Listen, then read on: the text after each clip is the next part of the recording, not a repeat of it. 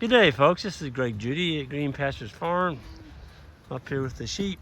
We just moved them up this hill, and the boys just left the gate open at the bottom down there to let the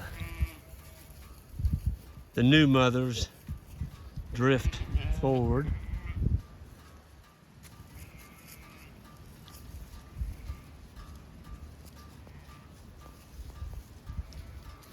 Awful nice pair of lambs right there.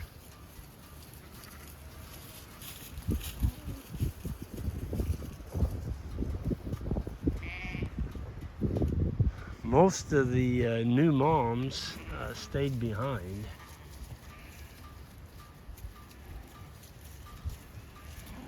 I don't want to go up in there. I see one lambing from here.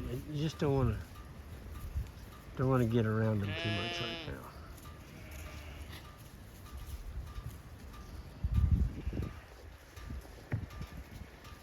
Go messing around with these new mothers, and all you're gonna do, there's a cute little lamb.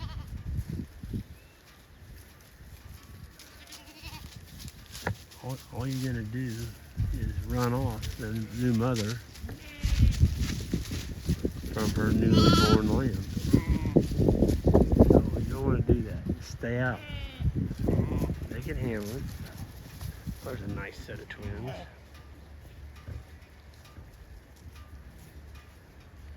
Good ewe. There's a little ewe. That would be a first time she's lamb. She had twins. Got little brown ones. I'm guessing the ram that bred her had some brown on him. Oh, the wind. The wind is just absolutely crazy. For the last 2 days, I saw they had a tornado in Virginia. I think it was Newport, Virginia, tore a bunch of stuff up. We haven't had any tornadoes, but boy, it sure has been windy and dry. But we're hoping. We're hoping we get some rain one of these days. We're still green. It's spring, and we're not hurting too bad yet. We could certainly use some moisture, and we wouldn't turn it down if we got it. There's some cute lambs down in there, but I'm not going to go in there. I don't want to approach them. Let them. There's a really nice Barbados ewe right there. She's got some Barbados in her. She'd be a St. Croix sired Barbados. She's got 2 beautiful little lambs on her. Good mama. That's what I like about sheep. They're just very attentive of their little ones.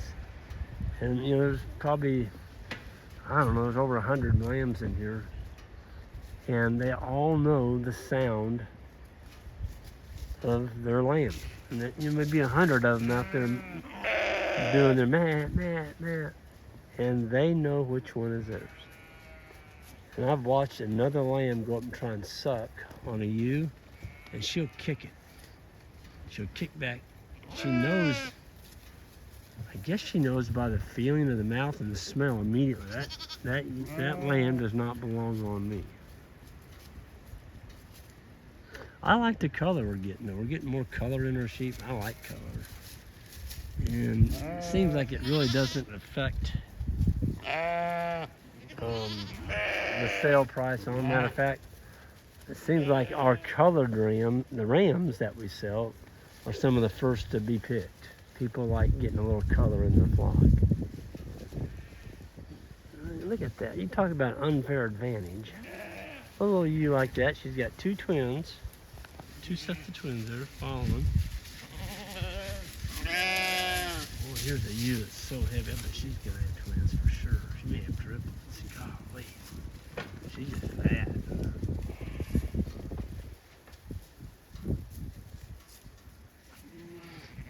I would say we're probably half done lambing. There's still a lot of big, fat ewes in here.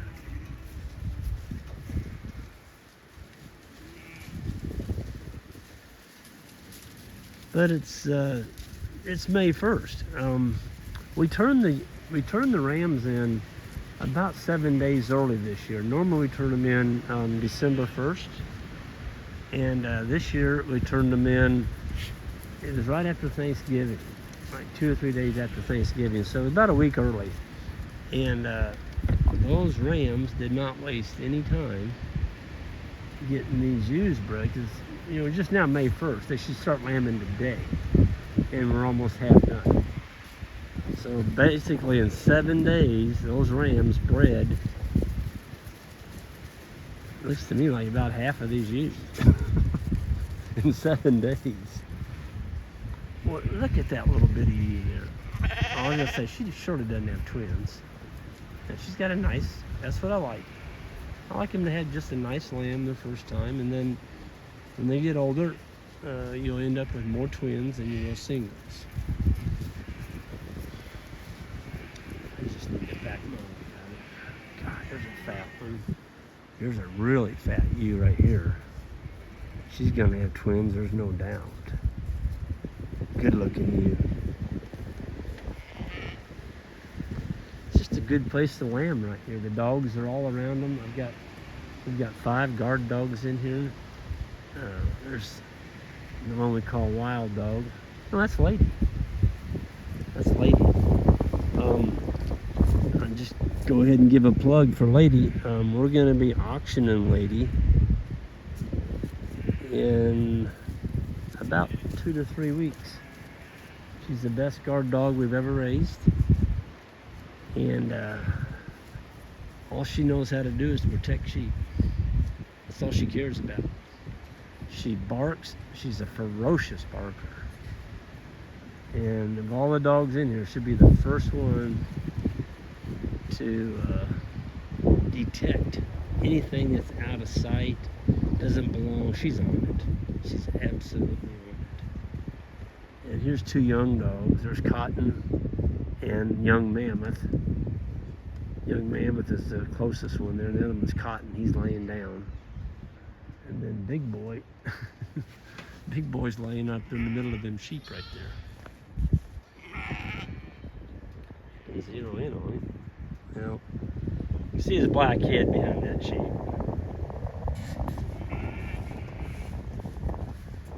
I really want to ease out of here, though. I don't want to upset.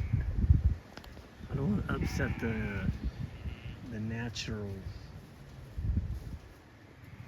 balance of what's going on here. The only reason I'm up here is I brought the mineral feeder from the other paddock. It's right here behind me, and that is Free Choice Enterprises mineral, and I did some modifications on it. I do have a video out there. I think I put it out a couple years ago. The modifications, folks, when you use these mineral feeders, is you've got to get that up off of that bottom board there, that rubber top, because that's a guillotine. It'll actually snap the neck on a baby lamb. He puts his head in there to get him some mineral, and his buddy jumps up on that top, which they do. They like to climb. And we found a couple that actually had their head stuck in there with their neck broke. Since we made this modification, we've never found a lamb dead in here. So, yeah, there it is. Yep. And one of the minerals we feed in here is copper. And sheep, they say, copper is toxic to sheep. It'll kill them. Well, if you put it in a cattle mineral that's all mixed together, it's got too much copper in there. But if you let them select, like right here, they can select how much copper they need. It's not going to kill them. I can hear the boys down there. They're clapping their hands. See, when you got a bunch of babies, those sheep have been down in that other paddock down there now for 2 days. They don't want to come up the hill and join this other group. There's a gate down there. And so I told the boys, just get behind them, clap, stay fairly close, give them time. They'll go back, they'll, and they'll gather up their lambs. But if you go down there when they're first born, which is the day we moved them, there's probably 15, 20 ewes down there that had twins, and they didn't want to move. Well, don't move them. Leave them. Just leave the gate open. And some of them did drift up here, but see, that way the guard dogs, I came by them a while ago, there was 3 guard dogs down there with those sheep. that we left behind. The other dogs are up here with these, which is the larger proportion of the ewes are up here. And but yeah, don't go down there monkeying with those little baby lambs. All you're gonna do is end up with a bunch of orphans. You know, seriously, you will. You'll end up with a bunch of orphans. So give them time, let them work it out, and when those little lambs are a couple days old and that ewe's bonded onto them, then you can gather them, get behind them, and just kind of keep drifting behind them and guide them toward the gate, and be patient. Isaac and Ike and Jackson are three of the most patient guys I've ever seen. They just don't get in a hurry when it comes to herding animals, and that's good. There's a saying that goes like this: if you want to work animals fast, in other words, you want to get done quickly, work them slow. If you want to work them slow, in other words, you want it to last all day long, and you want to get, in other words, you want to be out there all day long trying to get your animals to do what you want them to do, go in there real quick, start slapping your hands around, hollering, screaming, running, waving your arms. Now you got them all upset, and you're going to be there all day, trying to get them sheep to do what you want them to do. So slow is good. Slow is good. And by golly, they got them. I can see them coming up the... I'm just going to stay here. Oh, there they come. That's the front end of them. There's a bunch of them. Those are all ewes. It's got little lambs behind them. You see the heads bobbing on them. Man, there's a slew of them.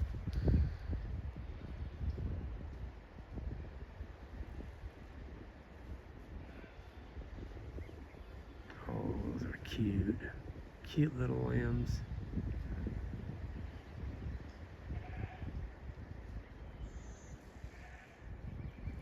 That one ewe right there, she's got a limp on her, looks like her front foot.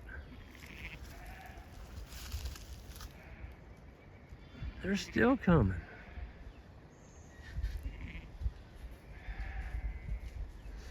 Another thing good about the guardian dogs is they don't tolerate buzzards.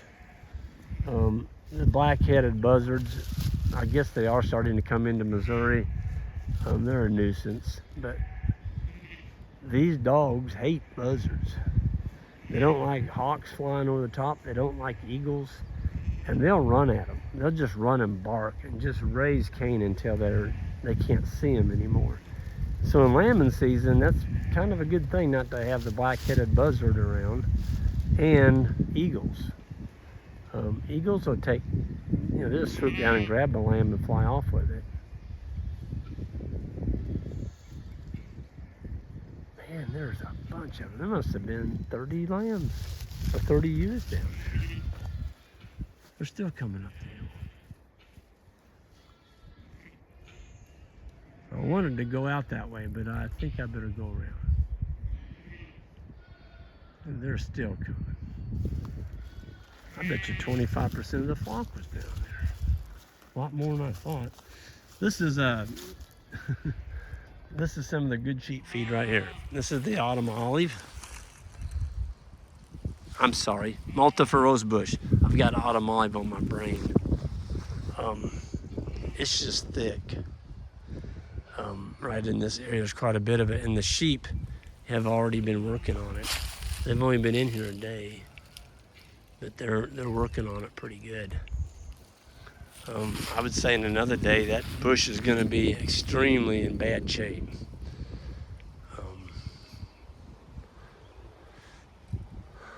Boy, there's a lot of lambs down there. My God, I think that one ew's got 3.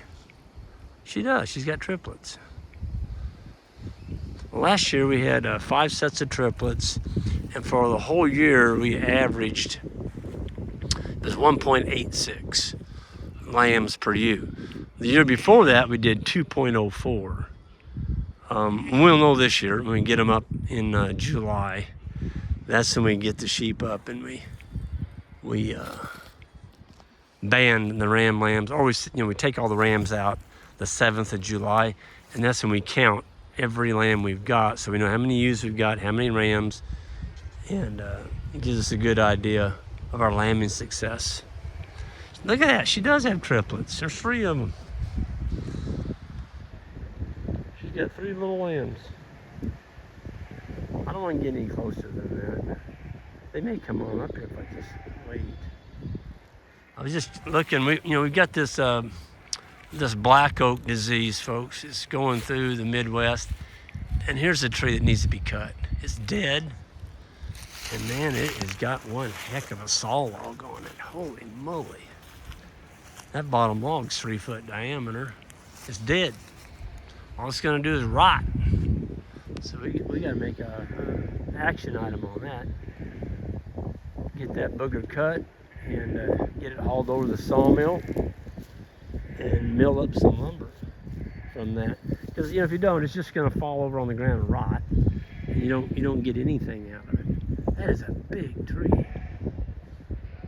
I bet there's 2 pickup loads of firewood in there. See, it's been dead long enough. The bark's coming off the upper limbs. You need to get that thing cut, because you let it sit there 2 more years, and that trunk, it's going to start rotting, and then you won't have any lumber at all.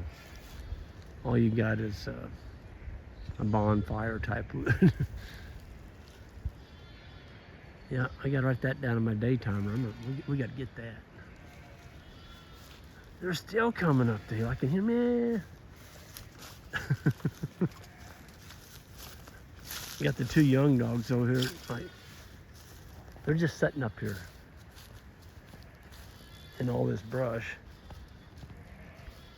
Got a lot of broadleaf brush in here, including blackberries.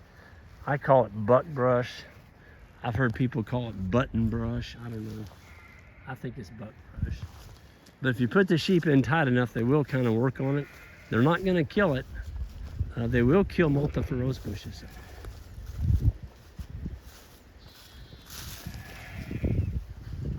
That's 2 really good dogs.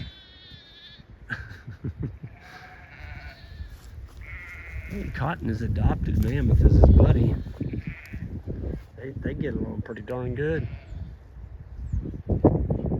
That's the young dog on the left. He's not quite a year old even.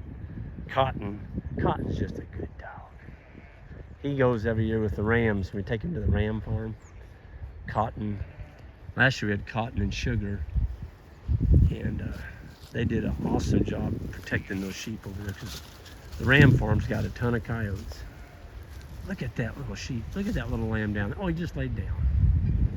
Oh, it looks like a little Holstein. Looks like a little Holstein. It's got little black ears, white head, and he's got black spots all on down his body. Hey, Cotton. How you doing, buddy? Yeah, how you doing? Enjoying this windy day? Yeah, so I'm gonna go up here and check out these sheep. You can't make a guard dog if you don't have them in the sheep. And if you go buy guard dogs, make sure they've been raised with sheep. Don't get them out of a kennel. I'll be darned, that ewe's got twins. She's got the little Holstein looking lamb, and she's got a solid white one. I'm gonna see if I can get close enough where y'all can see. I don't want to. The little white one's just now laying down, taking him a nap. Yeah, that colored rams. We got 2 colored rams, and they are really doing their job. Oh, the wind's gonna get me. Well, I'll turn around and back down here.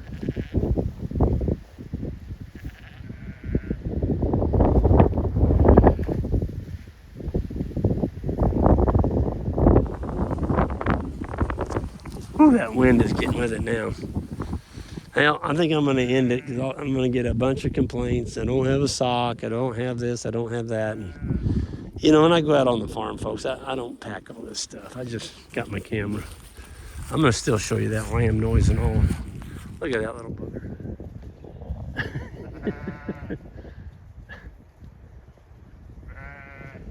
He is a cute little, he's got a little white spot on his eye, of all things. Okay, well, they got them all through because the gate's up down there, so I can go out this way. That's a beautiful tree. All right, I got to get over to Johnny. Johnny's doing some more silvo pasture clearing, and he pushed down some great big old cedars that are up on top of a ridge, and I'm going to get 2 saw logs out of each one of them. It looks like they're big. They're like 30 foot tall. And I just got to go and saw the limbs off so he can stack them, and I'm going to get some good cedar lumber out of it. All right, everyone have a good one, and from the dogs and the sheep, wish everybody a prosperous day, and stay healthy and enjoy every day, because you don't know when you're going to get the next one. Take care.